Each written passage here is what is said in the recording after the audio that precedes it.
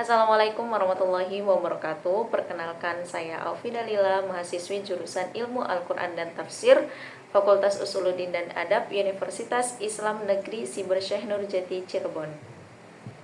Pada kesempatan kali ini saya akan mempresentasikan tugas individu saya, yaitu meresum sebuah buku dengan judul buku Ma'in Faradabihi Kullun Minal Qira'as Sab'ah At-Tawjihi Fin Nahwil Arabi.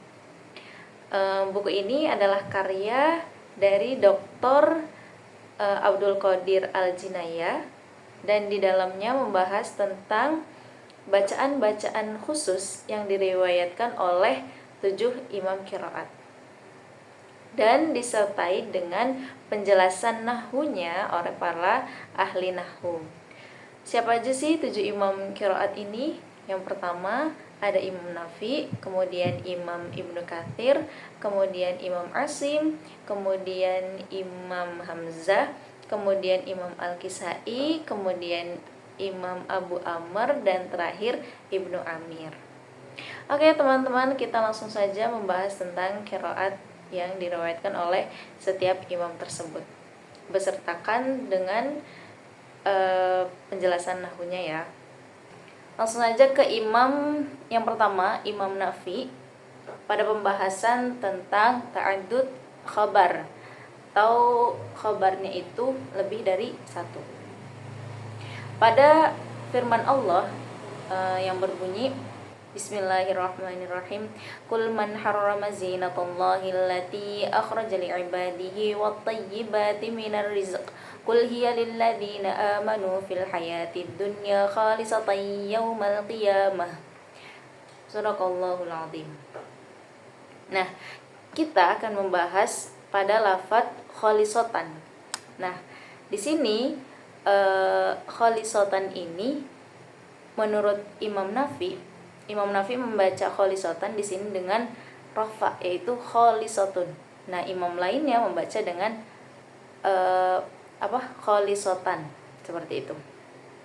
Kenapa Imam Nafi ini membaca khalisatun? Nah, menurut penjelasan ahli nahwu di sini, khalisatun di sini diposisikan sebagai khobar kedua dari kata hiya. Kan tadi ada kata hiya, Qul hiya lilladzina amanu. Nah, sehingga artinya di sini katakanlah perhiasan dan makanan yang baik itu adalah bagi orang-orang yang beriman, dan itu khusus bagi mereka di hari kiamat. Seperti itu. Nah, untuk bacaan nasab yang khalisatan, kenapa dibaca khalisatan? Nah, berfungsi sebagai hal yang terkait dari kata ganti tersembunyi pada khobar mahdhuf. Seperti itu, teman-teman. Selanjutnya, Imam Ibnu Katsir pada pembahasan jazm fi'il mudhari' mu'tal akhir, yaitu fi'il mudhari' yang berakhiran dengan huruf illah dan dijazmkan. Huruf illah itu apa aja? Yaitu ada alif, waw, dan ya. Pada contohnya pada firman Allah Subhanahu wa taala, innahu mayyattaqi. Ibnu Katsir membacanya innahu mayyattaqi, menetapkan huruf ya di belakang. Nah, sedangkan imam lain membacanya innahu mayyattaqi, ya di belakangnya itu enggak ada. Kenapa Imam Ibnu Katsir membaca seperti itu? Ahli nahwu menjelaskan, karena orang Arab mengatakan fi'il mu'tal yang gambarannya seperti fi'il sahih. Fi'il sahih ini fi'il yang tidak kemasukan harfu illah. Maka jadi dijazmkan. Maka dijazmkannya dengan sukun, seperti itu. Jadi ya-nya disukunkan di belakang, seperti itu. Jadi ditetapkan, ya di belakang itu ditetapkan, bukan dihilangkan, seperti itu. Nah, selanjutnya Imam Asim pada pembahasan rofa, karena mubtada. Jadi membaca rofa karena dia itu mubtada. Contohnya dalam firman Allah, wali Sulaiman riha. Imam Asim membaca lafaz ar-riha ini dengan ar-rihu. Membacanya jadi wali Sulaiman rihu. Sedangkan imam lain membaca ar-riha, wali Sulaiman riha. Kenapa Imam Asim ini membaca ar-rihanya ini jadi ar-rihu? Nah, di sini dijelaskan oleh para ahli nahwu mengatakan bahwa ar-riha ini menjadi mubtada muakhar dari wali Sulaiman. Jadi wali Sulaimannya ini menjadi khabar muqaddam. Seperti itu. Kemudian selanjutnya Imam Hamzah pada pembahasan penghapusan i'rab. Contohnya dalam firman Allah, wa makras sayyi'i. Nah, dalam kata as-sayyi'i ini Imam Hamzah membaca as-sayyi dan imam lainnya membaca as-sayyi. Jadi Imam Hamzah membaca wa makras sayyi, imam lain membaca wa makras sayyi.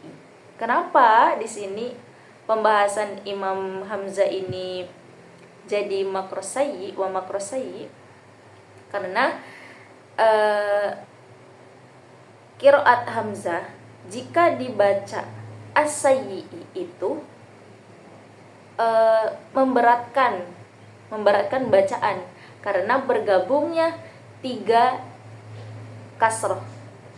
Yang pertama kasrohnya ada di ya, kemudian ada di ya lagi, dan ada di i. Karena di situ ya-nya tasdid, berarti ya-nya ada 2. Wa makras sayyi itu menurut para ahli nahwu itu berat gitu loh bacaan Imam Hamzah. Nah, jadi Imam Hamzah itu mensukunkan hamzahnya di belakang jadi as-sayyi untuk meringankan bacaan. Akan tetapi bacaan hamzah ini dinilai doif atau lemah karena menghapus alamat i'rabnya. Nah, hal ini dilarang oleh al-mubarrad. Al-mubarrad itu merupakan ahli nahwu. Seperti itu. Dan kemudian Imam Al-Kisai pada pembahasan tentang membaca kasroh pada lafaz inna di awal kalimat. Contoh ayatnya dalam Al-Quran, Bismillahirrahmanirrahim, yastabshiruna bi ni'matin minallahi wa fadlin wa annallaha la yudhi'u ajral mu'minin. Nah, di sini kita akan membahas tentang anna di sini. Anna menurut Imam Hamzah Anna menurut Imam Al-Kisai dibaca inna. Jadi wa innallaha la yudhi'u ajral mu'minin. Akan tetapi menurut imam lain dibaca wa annallaha la yudhi'u ajral mu'minin. Nah, kenapa qiraat Imam Al-Kisai ini dibaca anna? Karena menurut penjelasan para ahli nahwu di sini, karena bacaan Imam Al-Kisai di sini dianggap sebagai kalimat baru atau musta'naf. Kalimat baru. Jadi setiap kalimat baru dibacanya inna gitu. Kemudian Imam Abu Amr yaitu membahas tentang penggunaan tak ta'nis pada fi'il untuk fa'il. Contoh ayatnya dalam Al-Qur'an yaitu Bismillahirrahmanirrahim.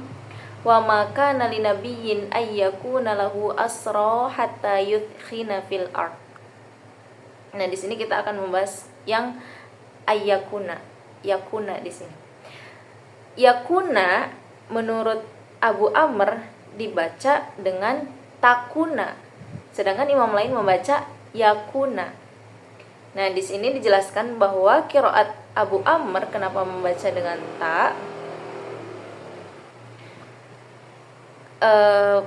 Qiraat Abu Amr ini mentakniskan fi'ilnya itu yang takuna karena fi'il tersebut merujuk kepada jamak, bentuk jamak dari asro.